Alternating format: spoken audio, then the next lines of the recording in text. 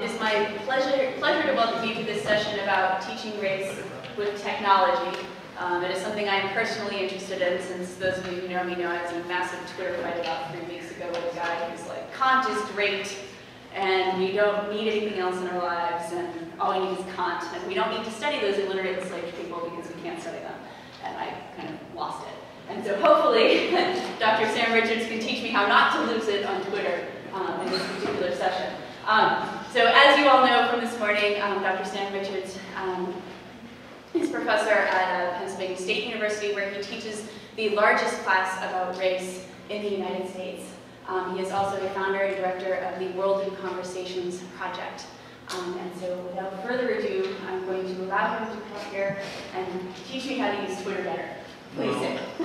Yeah, okay. All I can say is, don't get into Twitter battles with people. Just by remembering that we'll never leave Twitter, whatever you say.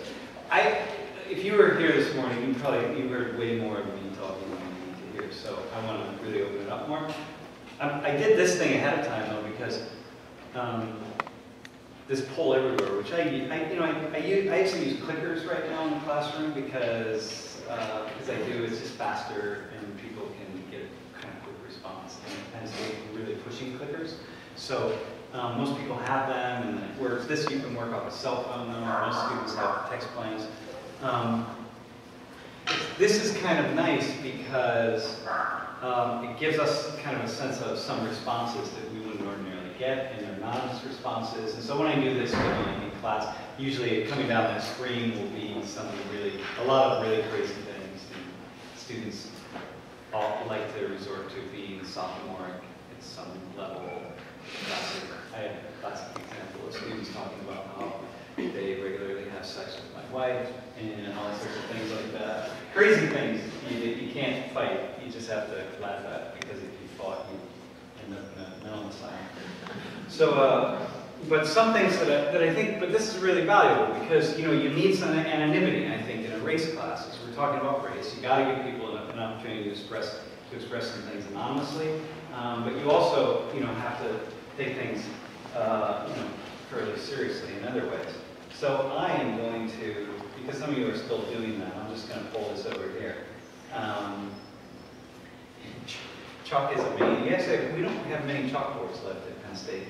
I'm going to leave it like that just for the moment, because a couple of you might be using it. How many of you use Pull Everywhere in class or teaching or anything? Really?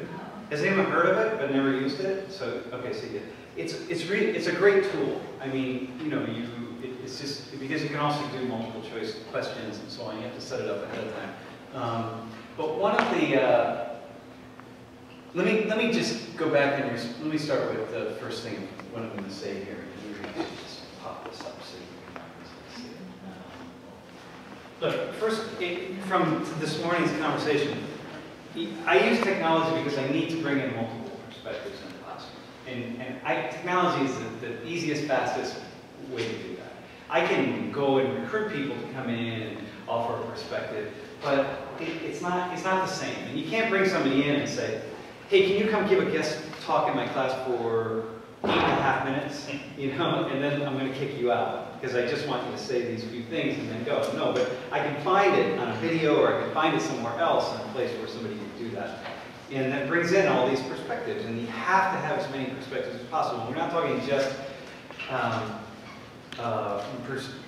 people from different racial ancestry groups or ethnicities or cultures, or we're also talking political perspectives. It's really important that you get multiple political perspectives involved. And so technology, I don't know how you do that without technology. So for me, teaching race, I have to be, especially in a large class, I have to be invested in it. So it can be readings and so on, but I guess it's different here at Rice. Our students at Penn State don't read, so I can't rely on readings. So I hear that students here actually still read stuff. I don't know about other schools around.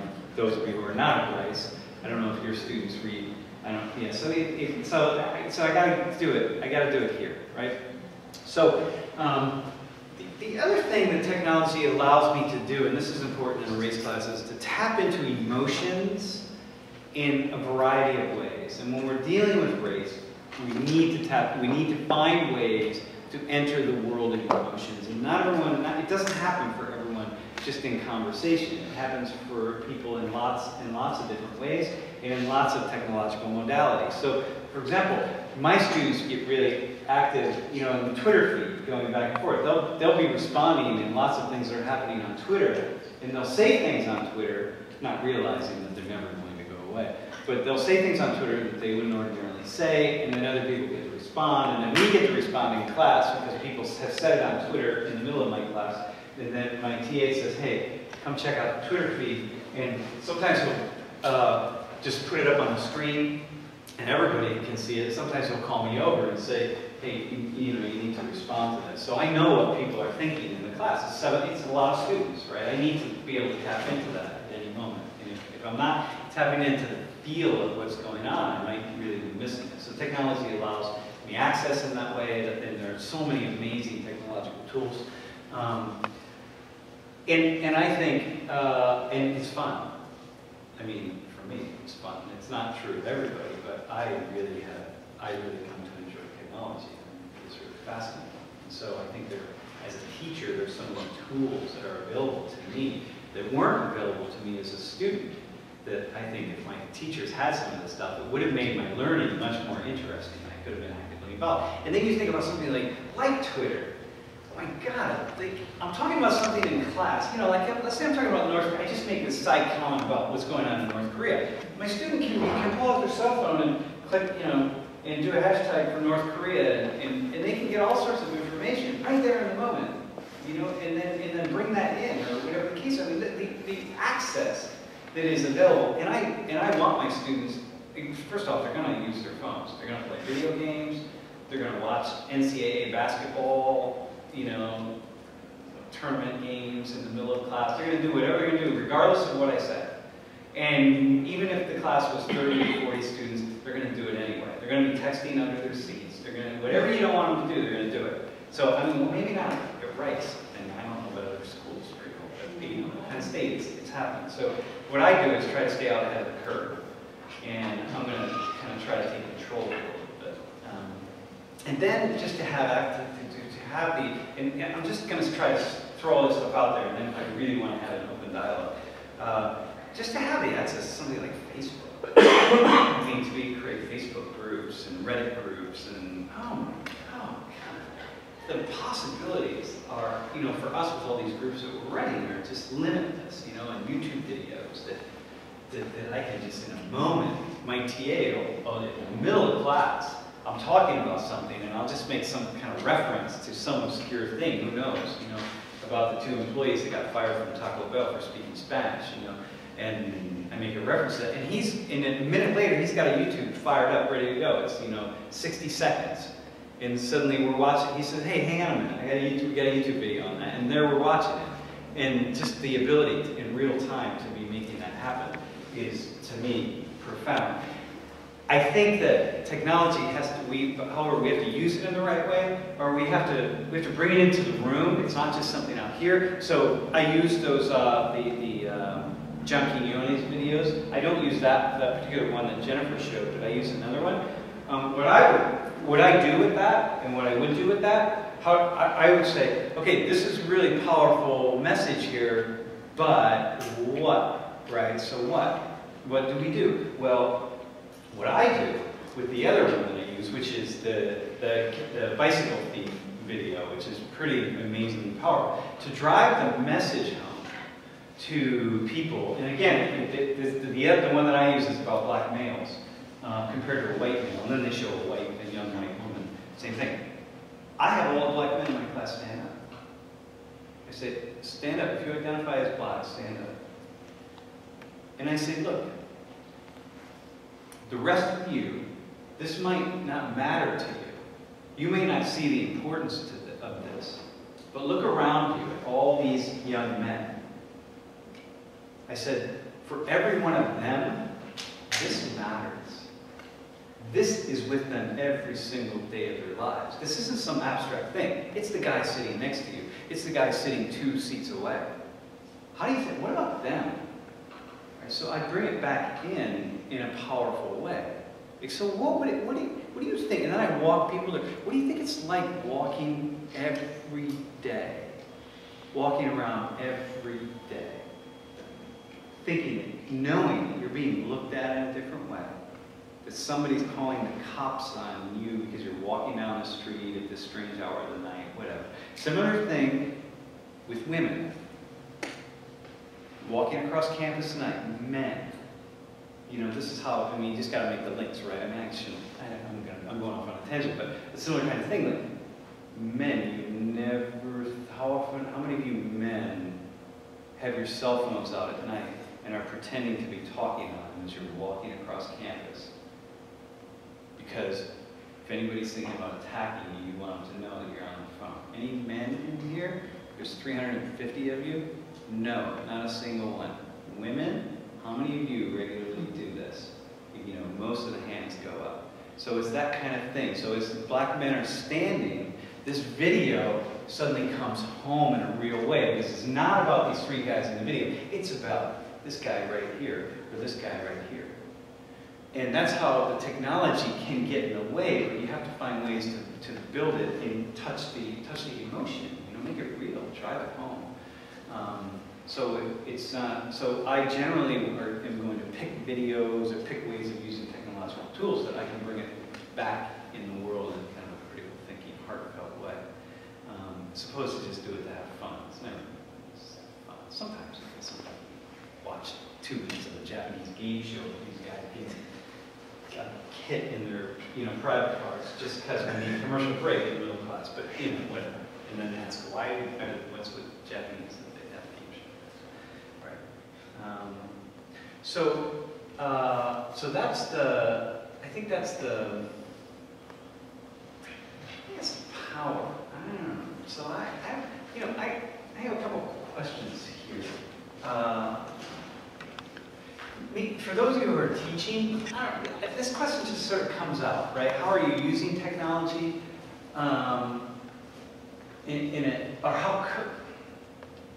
how are you using technology in an effective way? And it should say most effective way. Like, how do you use it? Like, how do you feel? Like, think about your own teaching. Like, what are you doing with technology that feels like particularly effective? Books are technology, by the way, clearly. So let's open this. I just want to hear what a few people say, and then I really want to communicate it. Mm-hmm. So in my classroom, I teach linguistics, sociolinguistics in particular. So I use YouTube to watch a lot of videos of speakers of different American varieties. Cool. So this way the students, because I know when I took sociolinguistics, I always wanted to hear what they actually sounded like. We would kind of just discuss them a lot. But now I can actually put a face to the voice and give the voice its actual own voice rather than my voice explaining it. Which is amazing, right? Before YouTube, what did you do? Right. Well, I mean, what do you do? When I was, you go get a 16mm reel when I was an undergrad student, and the work in that. I mean, how amazing. Yeah, somebody else, how do you use it in an effective way? What do you use?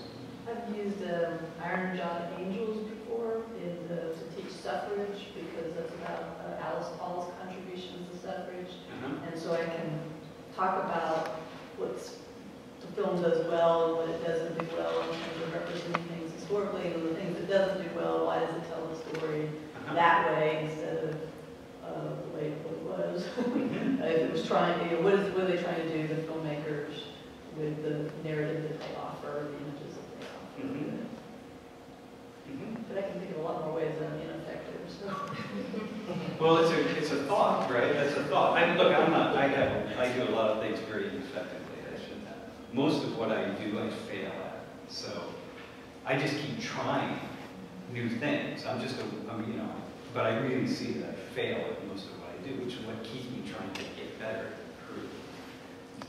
I don't teach that much. I do more research, but I'm part of a major program. I know that my interns hate when we have meetings and they need to come to me. So we solved that with Skype. Yeah, cool. So it is amazing because they are in other buildings, and I just here is what we're going to do instead of them coming to my office and sitting there. Sure. Yeah, very cool. Like group projects, right? It's more effective. Yeah. So in all the group project stuff, right? That everybody hates group experience once, and I've replicated it since. Students in a small seminar I was teaching formed their own Facebook page, and they invited me to join it, and it was a great way for them to create a community in which they shared links and different resources that they were using in their research projects, and it actually worked out really well.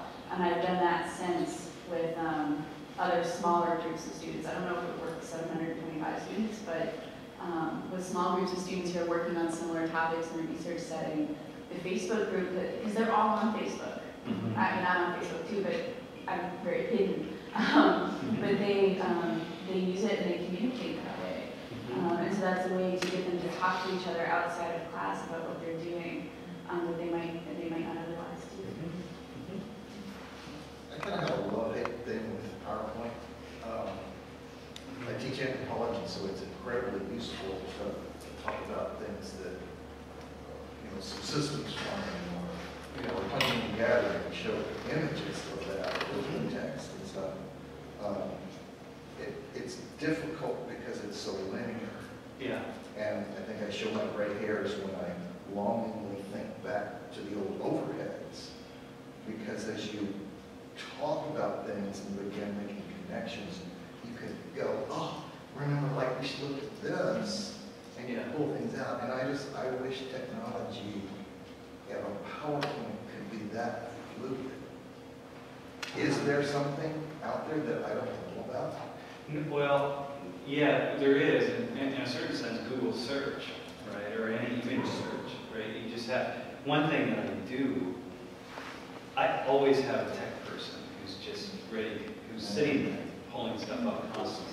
Yeah. There's a show going on in my class, like I'm talking, and my tech person is pulling images up all the time. And, many times a semester, all the energy goes toward the screen, and I turn around, there's an image that's portraying something that I'm talking about. Maybe it's a person, maybe it's something that's going on, and in that sense, it's hard to not be linear, but you have the other person who can come in and do that.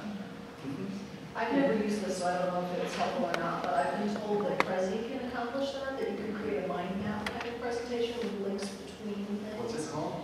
Prezi, P-R-E-Z-I. Yeah, It's like PowerPoint, but right, you can zoom out to the whole big picture and then you can zoom into different parts, right? Yeah, the problem is you still put your presentation together in a linear way, and you can bypass it. Can't you zoom out and change the order? It's not, you can't change the order, you can just move ahead and back, so it's so similar in PowerPoint. Okay, never mind, I know. Yeah, but it's just a cooler way to presentation.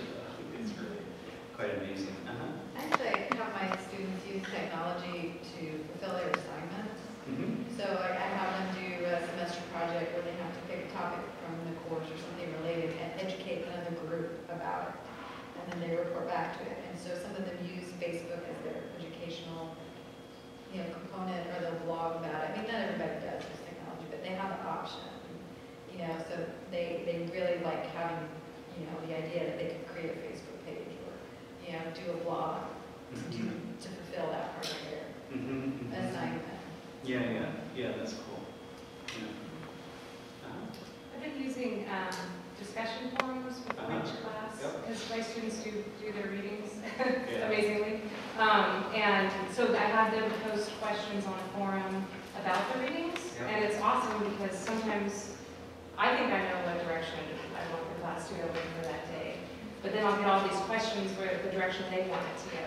Yeah. And then it also validates what they found from the reading, because I don't put their names on them. I allow it to be anonymous, but that's been really good for generating discussion in class. And you don't, and the issue is, you don't often know what's really happening to students, right? But when you read the discussion forum, you know, like, the backstory. And you can get it almost in real time, right? Like, so I've done discussion forums. So in the middle of class, I've got people posting the discussion forum, putting some stuff up. I don't do that now, but where people are putting stuff up so that I right after class, I can kind of go to it, and kind of see, like, okay, what's the dialogue going on here? What's happening? And even in a small class, that's important. But I'm telling you, in a race class, there are so many dialogues that are happening that you don't know are going on. Everybody's got some other take on it. And it's really important to stay out in front of those, because if you don't stay out in front of them, you get lost, and there's this sort of tsunami wave, and it's whether it's a 20-student class or a 2,000-student class, it's the same thing. The tsunami wave will just crash over it, and you've lost it. And so I think technology, really utilizing it in this way, is for me the best way to stay out ahead of that wave, to kind of know when it's going to happen and when it's going to come. And that's the sense of which I don't think it's true to just race. So here, let me show you something.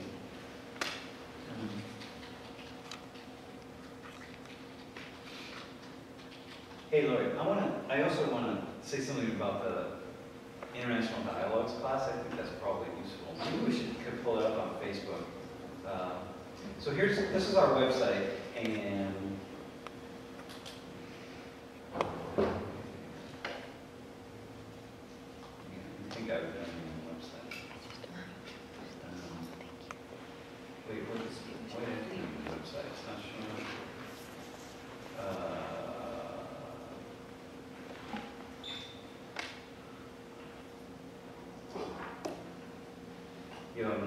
For whatever reason, It's maybe an outdated version of one of the browsers. yeah. So our links aren't showing up at the top, and here we go. So here's our blog. And what happens for me in class, right at the end of class, we have these, students will come down and voluntarily ask questions to the class. And so everybody's writing these blog entries, but the blog entries the questions are from the students. So right afterwards, we have the video camera and we're asking people, hey, what's a question you have in class? And then, they're asking them, right? And they could be, there are any number of questions that they might ask. And so here's one here. I don't have to click on any of them. But then students have to go in and respond to these, right? And they're responding to their peers. And sometimes I have to pull teeth to get people to ask the questions because these, they're open to the world, right? So you're going to ask them a question and you don't know how people are going to respond. But oftentimes at the end of class, people have things that they really, really want to say. And they want to say it to the rest of the class and put it out there, and it gives people a way to really go back and forth and make things live, and make things active, and make things in the moment, like real and alive and there for them. Make them feel like it's, take ownership of it. And I think that's particularly critical in these issues. Do you then follow up with that? Yes. Or you just kind of leave it for them to do? I used to read a lot of the answers, a lot of the ways in which people respond, and then I would come in and say, and I still do, right? But mostly what happens is other people, people in the class will say, hey, my question that I asked, here are all the responses I got, or here are the responses I was seeing to this particular question, and you might want to address this, or could you address that, or whatever the case is. So it becomes this sort of this iterative thing that sort of grows and moves along, and it all has to kind of work together.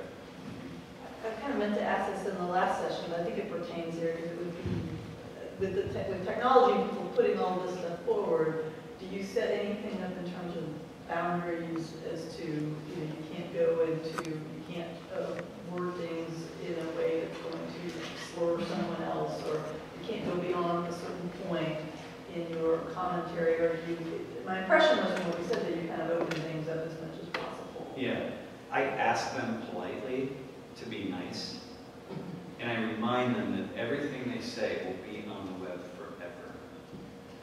And that's all I can do. And after that, if they want to write about having sex with my wife, then they can do that. But there's not much I can say about it. So it's not anonymous. It's not anonymous. The only thing that's anonymous is the poll everywhere thing. And eventually just kind of stopped it before class. We have a half hour before class starts. So there's a break. So I come in, we're there a half hour earlier, we're cranking the music up, things are happening. It's live, I try to make it as much like theater as possible so people feel good about being there. But we have the poll everywhere thing up. Just like I ask a question, like, hey, can you respond to this on poll everywhere? And you can go about 15 minutes, and then they just start the sophomore response. And eventually we just shut it off and beg them to not do it. And again, I stopped it, but still.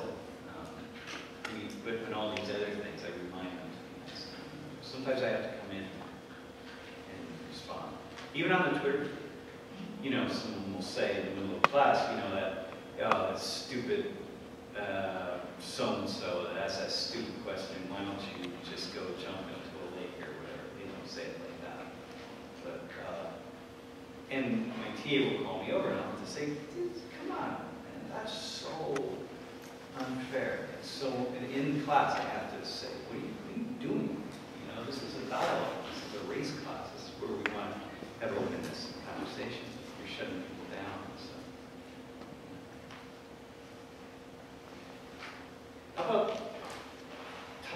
How about we can, what else? You know, yes, ma'am. We probably don't think about our TAs as technology, but it seems to me that they facilitate a lot of what you do. And you mentioned that they aren't graduate students, they're so I would be happy to hear a little bit about how you orchestrated this kind of infrastructure to support all the things that you're doing. At a state school? Yeah. Okay. Well, the biggest. How did I do that? Because I'm about one thought away from a psychiatric ward, actually, right? And so is my wife because of. First off, everything started. The very first semester I taught the race class back in 1999. And after class, every day there would be these groups of students talking, wanting to talk to me, talking to each other, and saying, we need to have discussion groups. Like, you know, we need to keep this going. And then my office hours, and like, oh. So I said, hey, why don't we just, some of you, do you want to be TAs? You want to lead groups? I'll just get some classrooms. We'll just do it. We'll do it on a voluntary basis. And they did, and it worked well. And then the next semester, hey, what if I give you some independent study credits, and then we'll offer people a voluntary 1 credit, you know, gen ed 1 credit, to have an hour-a-week discussion group. And they did. They were successful, and then we did it another semester, and then we realized, hey, these facilitators need some training, because some of these things are getting out of control here. So, you know, I got some to do some training, and then eventually I recruited Lori, who ran all the groups and trained everybody. And the TAs work for credit. So we developed a course in our department called Preceptorship in Sociology, and they get credit for running the group. So most of our TAs are working for credit. Those who are running groups on the project, they get paid. But everybody else, so in this class, the guy at the podium is getting credit. So, you know, it sort of works like that. It's independent study credit, but Penn State has really supported that because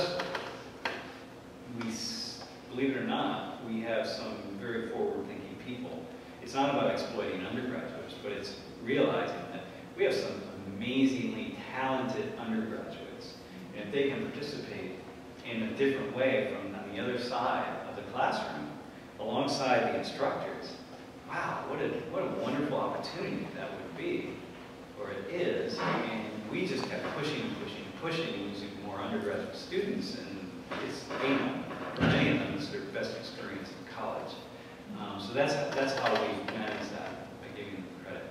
So, but again, so we have about 100 people who work for us in this semester. So do you have somebody that manages 100? I don't even know the names of most of them at this point.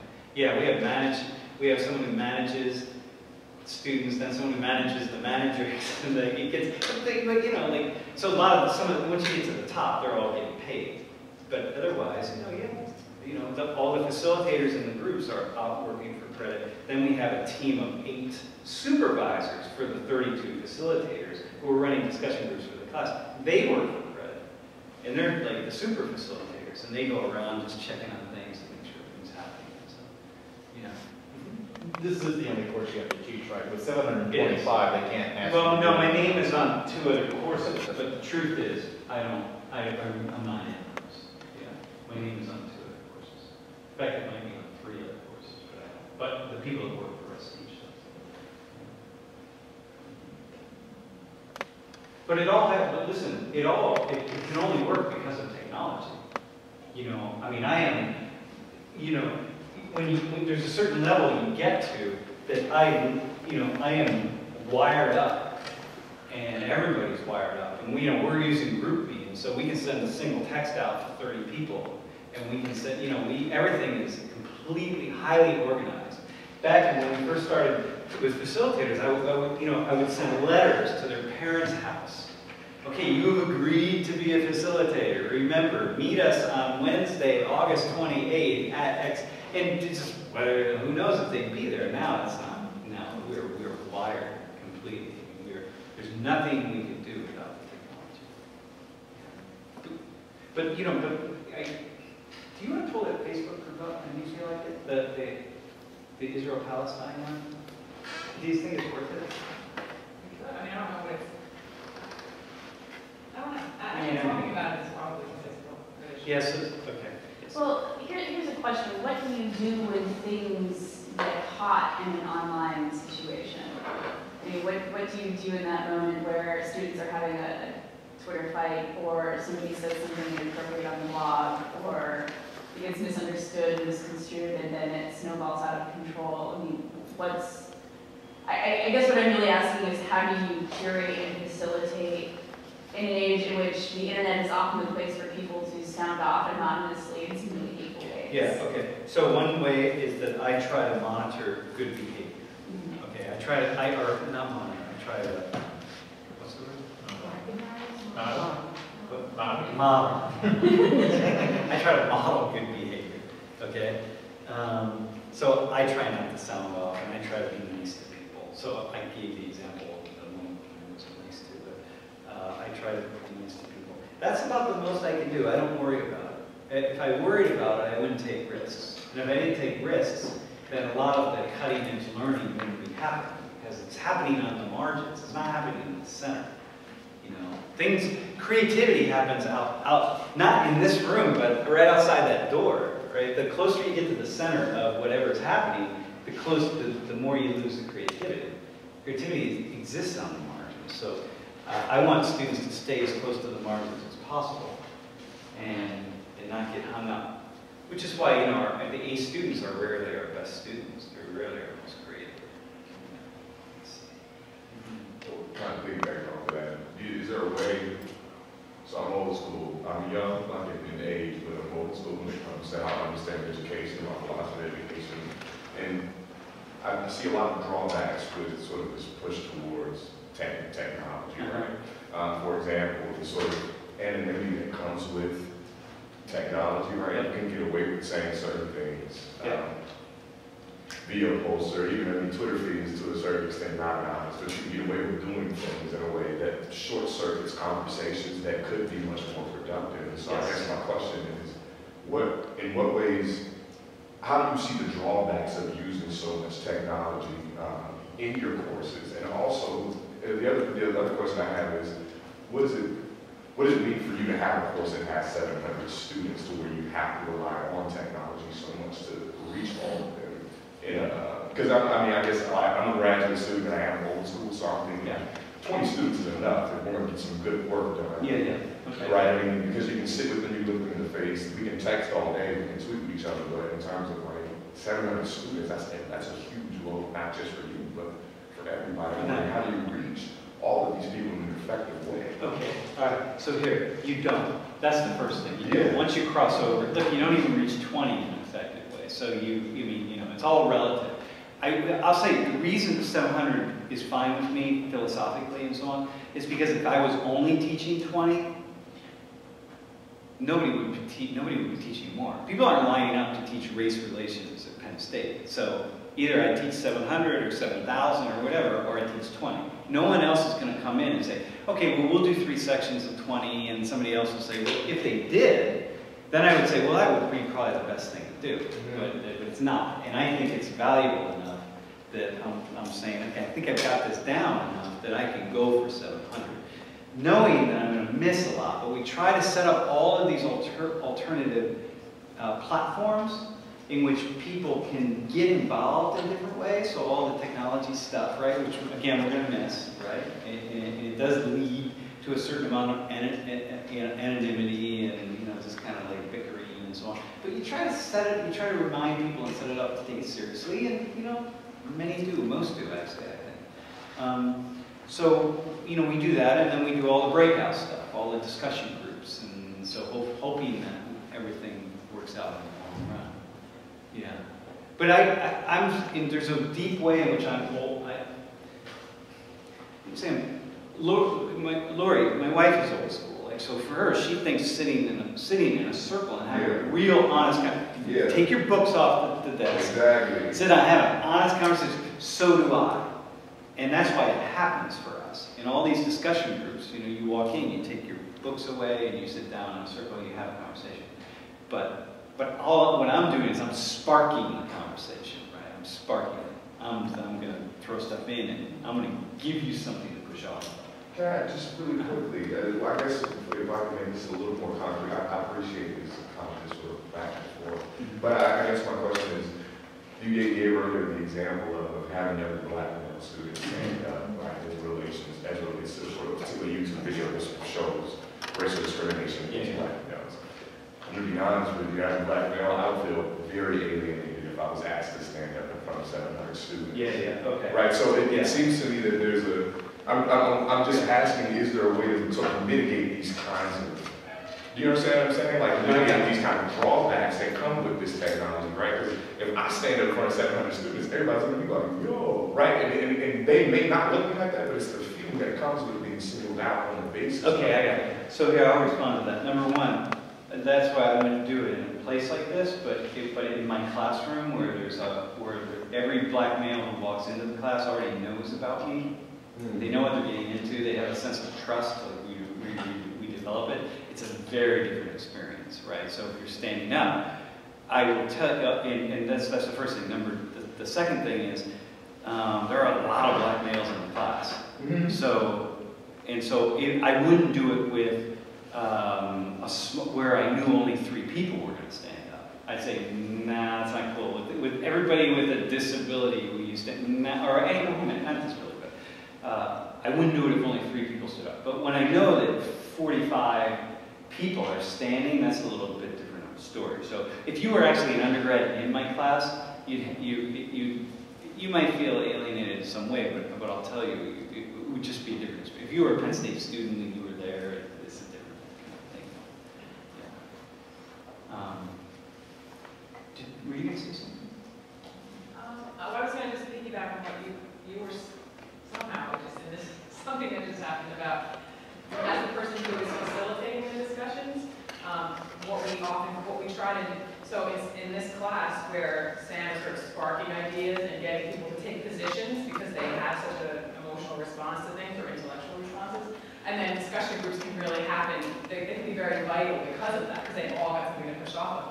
Whereas in our campus-wide project, World in Conversation, we're always looking for a way to reproduce this idea of like, how can we spark people's imaginations without having this person who's provoking people and provoking their thoughts. So I think, even though there's all this technology that, like you're saying, is a drawback, I think what Sam is mostly doing in a room of 700 people is just getting them to react to something so that they can actually go out of that room and start thinking about it and talking to their peers and really wrestling with it. So I think the 2 things have to go together. 700 people without a discussion group and without that kind of interactive thing you would have a revolution. Yeah. For sure. Yeah, the Twitter feed in the class is simply letting off steam, you know, because if I don't let them go on Twitter and do what they're going to do, they're going to talk to each other. And I'm like, don't talk to each other, just go on Twitter and read what somebody on the other side of the room is saying. Do that, you know. Well, another question? Who else has a question or comment? Do you get like fatigue from the technology, or are you like monitoring like a site or Twitter all the time, even outside of class? Yeah, we're monitoring Twitter all the time outside of class. Yeah. For you personally, has that been something that's maybe draining to do? Or? No, I kind of find it fun a little bit, but sometimes I won't look at it. Sometimes I'll think when I walk home, I look at it to see what they did, what people said. I'll retweet things, and if I retweet something, that's cool. That means like every time there's a criticism of me, I retweet it, you know, because just to let them know, like, hey, I'm there on that. You got it. Like, it's cool. Like, people say really snarky things.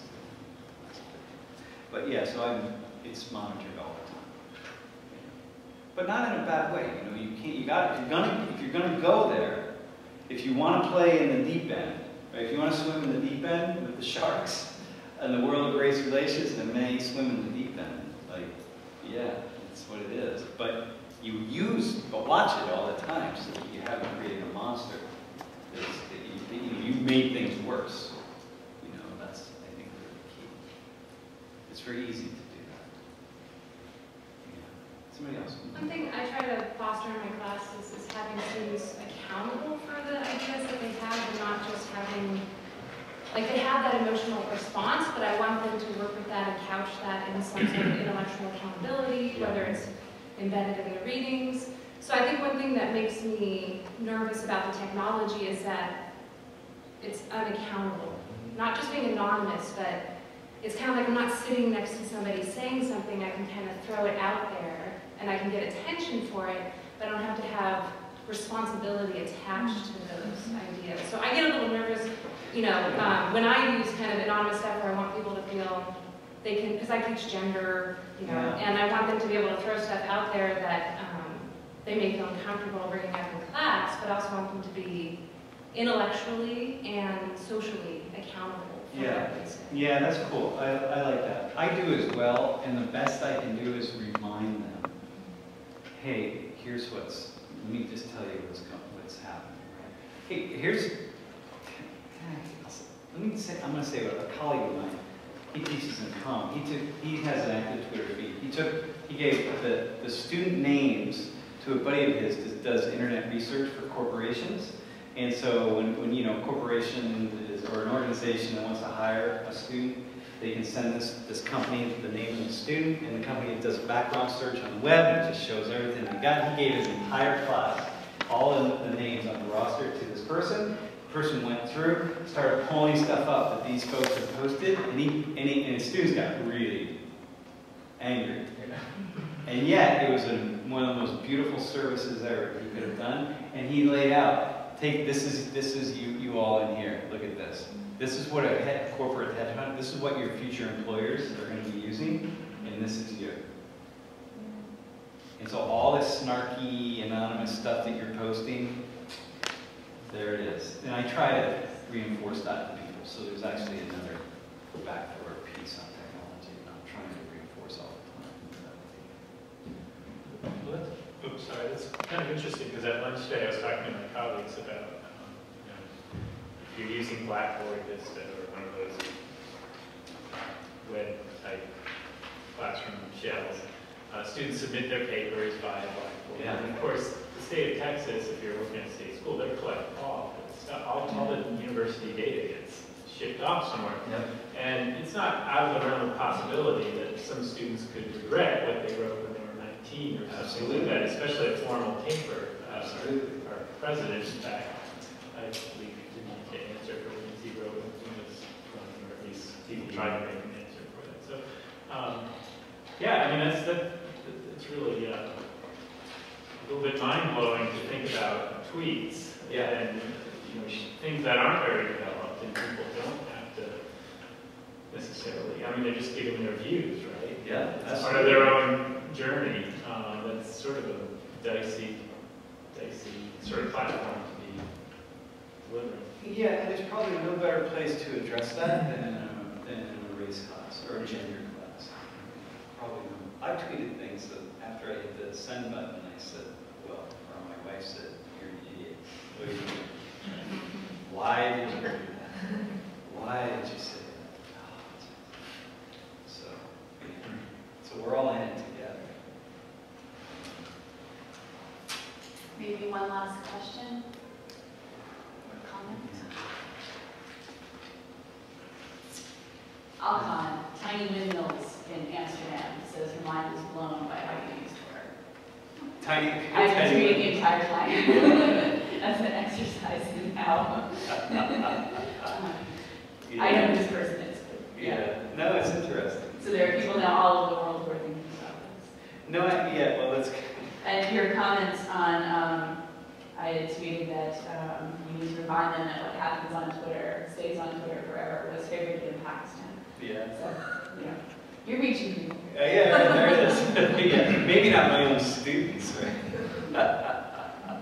But this is the power, right? I mean, this is the power. You know, just going to the Skype piece, if you're doing gender, race, whatever it is, man, to pull people in, you know, you're using somebody's paper in a class, and to say, hey, could you Skype with my class? And I mean, look, all you gotta do is put a camera right here and stick it in and say, can you just Skype with my students, just 10 minutes, right? Can you just jump in? Like the power of that for students, like holy, you know, like, when we talk to this person, you know, students are not as advanced technologically as we imagine them to be. Most of them don't have YouTube accounts. Most of them have never posted a video to YouTube. Most of them only have Twitter accounts if they've been asked to. Particularly African American students are very involved in Twitter, which is why Twitter really keeps going in my class. And then everybody else sort of gets on board because they got to follow all the black students and what they're saying. And but the opportunities to use technology in very powerful, positive ways it's mind blowing. You know, like really, just a 10-minute conversation, as I mentioned earlier, with this Iranian soldier who friended me because of my TED Talk, and I immediately said, hey, do you want to talk to my students? I just got another email from another Iranian guy who we Skype with. He sent me a Facebook message just yesterday saying, I know that I've already talked to your students, but lots of them are talking to me on Facebook. And because we're friends now, and they really want me to come back to class. And I know you probably have your class all set up, but can I please visit your class again? And I'm thinking, that's just profound. That's amazing. So that's I think the power of technology. And anything that shuts me up is good. So. And on that note, all right. we have a brief break where you can recaffeinate and appreciate it. Thank you very much. Oh, yeah.